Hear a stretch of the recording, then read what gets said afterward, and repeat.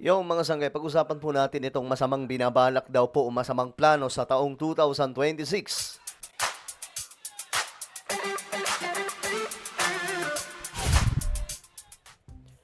Hello, what's up guys? Magandang oras po sa lahat ng mga nanonood ngayon. Happy New Year everyone! Talaga nga namang I hope na ayos lamang po tayo dyan, mga sangkay. Bagong taon na naman, no? Panibago na naman pong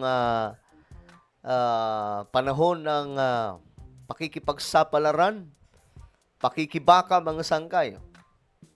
At ayun nga po mga sangkay, no? Ngayong taon, di umano ay meron pong pasabog na kailangan pong bantayan, no?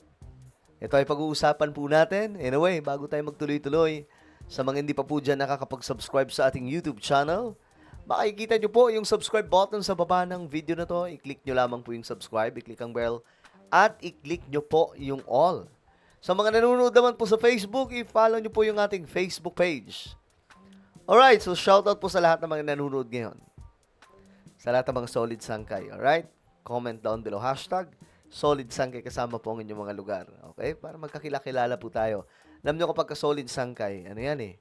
Talagang kahit anong content natin na ibinabahagi dito mga sangkay, talagang sinusuportahan yan. Okay? Ngayon, ito na nga po ang nangyari. Merong masamang balak daw po sa taong ito. Ito, tingnan po natin itong pasabog mga sangkay. Hello guys, nandito na naman tayo at eto, pag-usapan naman natin about sa kay House Speaker Boje D. Okay, House Speaker, maging mapagmatyag kayo at maging mapagbantay at sa mga congressman dyan, kami nananawagan sapagkat ngayong January, talagang buo na at kikilos, no? Actually, mga sanggay, itong January na to, di lang January, buong taon ng 2026, ito po ay crucial part no na kailangan po talaga maging mapagbantay yung administration, maging mapagbantay mga sangkay, lahat yung kongreso kasi talagang makikipagbalyahan na ito. Lalo na pag 2027, mabilis lang ang panahon mga sangkay. Kikilos ang mga galamay ng may sayad. Sino yung may sakit na yun? Kikilos upang pabagsakin si House Speaker Boje D. Okay. Tanggalin sa kanyang posisyon bilang House Speaker upang sa ganon ay mahadlangan ang napipintong impeachment case laban dito kay Sayad. Okay, o nga no. Kasi ngayong taon, di umano, isusulong ang impeachment complaint laban po kay Vice President Sara Duterte. Kasi tapos na yung mga sangkay eh. Tapos na yung tawag doon? Pinaka nakatokang deadline para po hindi siya po pwedeng ma-impeach ulit. Ngayon, mga sangkay, po pwede na kasi 2026 na eh. At ito na nga, gagana na, nagsama-sama na, no? Ayon sa ating puting kabayo, Uy. no? Nagsama-sama na at talagang magpopondo na itong sila Sabit Sipon, Army Tebes, mga ilang mga tawag dito, mga nasa flood control business, mga construction contractor, no, na mga malalapit dito kay Quick Melt. So alam niyo na kung sino-sino ha. At iba pang mga Ang kulit ng itsura. Ngayon ko na napansin, yung ginawang ni VP Sara. Yung ginawang picture dito, si Chucky.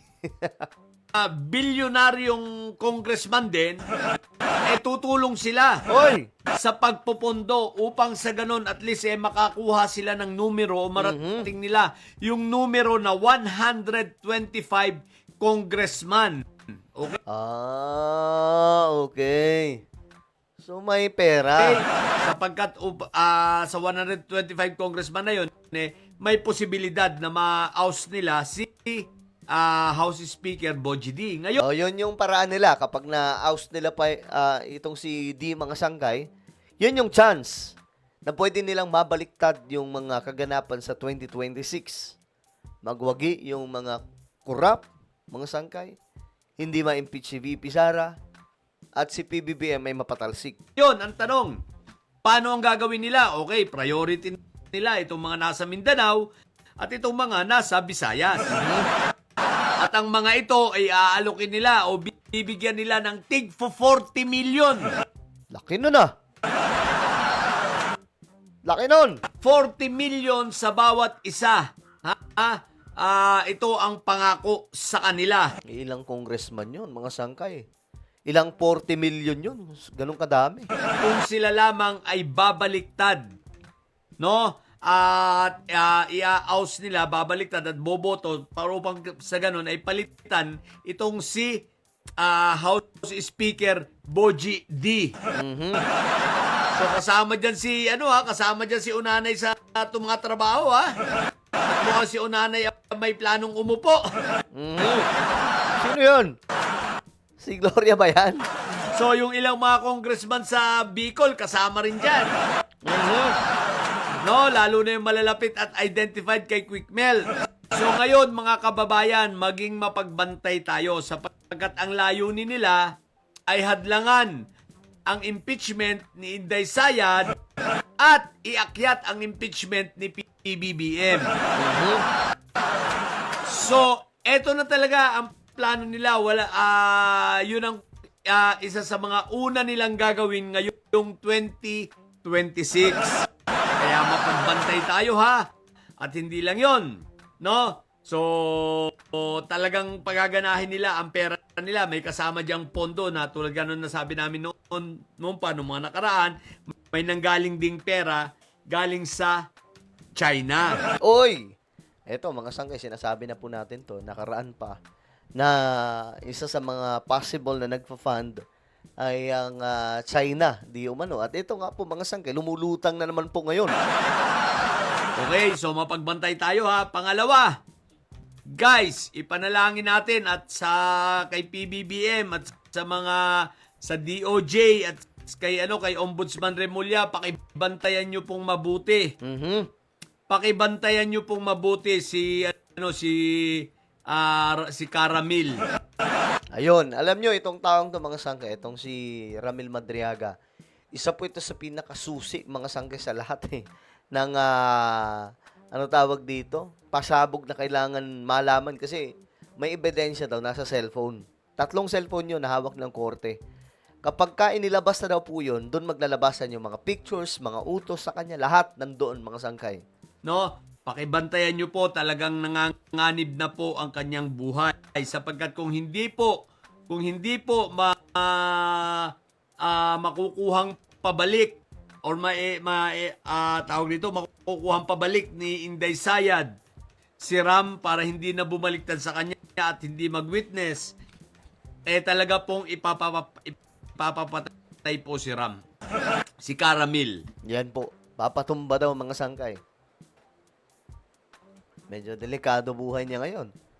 Lalong-lalo na, nasa kulungan siya, mga sangkay. No, si RM. Sigurado po yan. At may patong na po sa ulo niya na 5 milyon. Hindi pa, ito po, seryoso, 5 milyon ang patong kay Caramil. Grabe. Sa loob, mga sangkay, alam naman po natin yan. Sa loob, marami po talagang pusakal doon at gagawin nila ang lahat para itumba yan. Para sa kanya Basta pera ang pinag-uusapan. ng ulo. Kaya pakibantayan po ninyo siya. Maging si Richard. Itong 2 R na ito, no?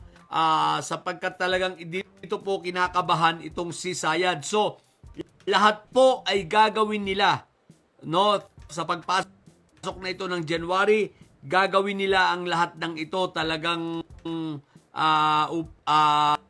na dapat may isa katuparan nila dahil talagang nauubos na ang kanilang pag-asa. No?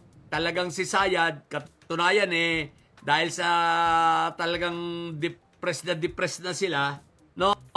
Ipit na sila, ang kasunod nilang plano nga, kumbaga ang naka-plan B nila, talagang ang ipupush na nila, no, para tatakbo sa pagka-presidente sa 2028 at yan ay babigyan ko ng ibang content ay si Baste. Grabe. Alam nyo guys, nakikita ko nga yun, mga sangkay, kumakalat. Baste daw. Si Baste yung tatakbo daw sa 2028. 28. Ayun yung mga sangkay. Alam niyo, kapag ka mababaw ka mag-isip at panatiko ka, boboto ka kahit sino na lang, basta miyembro ng pamilya ng mga Duterte. Kahit alam nyong malabo yung magiging takbo ng Pilipinas, bahala na. Ganyan ng iba, mga sangkay, di ba? So, ito daw po yung plano, ha? Ang plano, patalisikin po itong si D, yung si Speaker, si Remulla, at ma-eliminate si Ramil Madriaga. Kasi ito po yung susi talaga para mailabas ang kung anong dapat mailabas. Kasi may ebidensya daw talaga. Kasi yan po yung bagman di umano ni VP Sara at ng mga Duterte. No? So, kung mapapatumba nila si Ramil, maaari silang sisihin, pero hindi sila madidiin. Kasi wala na po yung wala na po yung eyewitness nila wala na po yung bagman nila. Hindi na po sila madidiin sa kanilang mga kalukuhan kung mayroon man. Kung totoo, ha? Well, ano po ang inyong opinion? Ito na po ang plano ngayong 2026. Comment down below, mga sangkay. Mayroon po tayong YouTube channel, Sangkay Revelation. Hanapin nyo po ito sa YouTube ngayon din. Kapag nakita nyo na, i-click nyo po yung subscribe, i-click ang bell, at i-click nyo po yung all. Ako na po ay magpapaalam. Mag-iingat pong lahat. God bless everyone.